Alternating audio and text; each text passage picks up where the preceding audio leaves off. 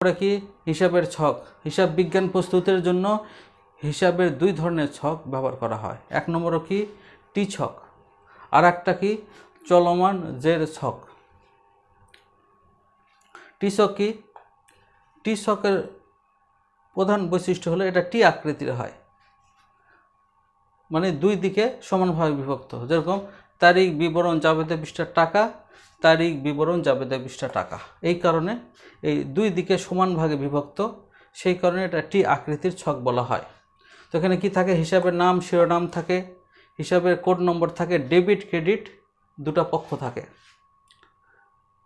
চলমান জের ছক, হিসাবের নাম শিরোনাম থাকে, হিসাবের কোড নম্বর থাকে। চলমান জের ছকের ক্ষেত্রে কি তারিখ বিবরণ যাবতীয় পৃষ্ঠা ডেবিট টাকা ক্রেডিট টাকা, উদ্ধৃতপত্রের জেড ডেবিট ক্রেডিট।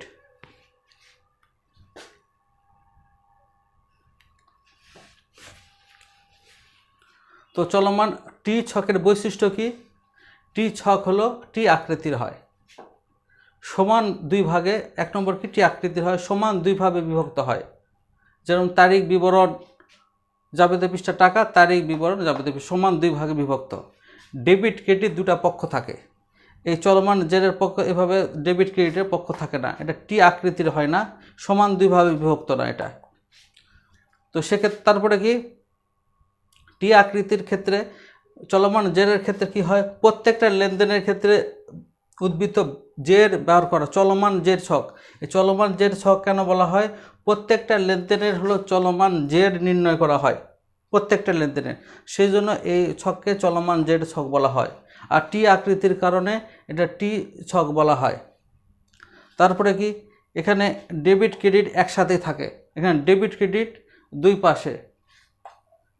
তারপরে প্রত্যেকটা লেনদেনের টি ছকে প্রত্যেকটা লেনদেন শেষে জের নির্ণয় করা হয় না, কিন্তু চলমান জের ছকে প্রত্যেকটা লেনদেন শেষে এই জের বা উদ্বৃত্ত কী জিনিস? ব্যালেন্স। যেরকম তোমার কাছে 100 টাকা আছে, তুমি 20 টাকা খরচ করলা, তাহলে এখন কত আছে? 80 টাকা। এই 80 টাকা হলো জের বা হলো উদ্বৃত্ত। বুঝে আসছে না? তাহলে কি হয়? প্রত্যেকটা লেনদেন শেষে এখানে উদ্বৃত্ত বা জের প্রস্তুত করা হয়। এরপরে কি চলমান জের ছকের কি? তো এখানে চলমান জের পদ্ধতিতে ডেবিট ক্রেডিট একসাথে থাকে, আর এখানে ডেবিট ক্রেডিট এখানে লেখাই নেই, এটা সবার উপরে থাকে ডেবিট ক্রেডিট।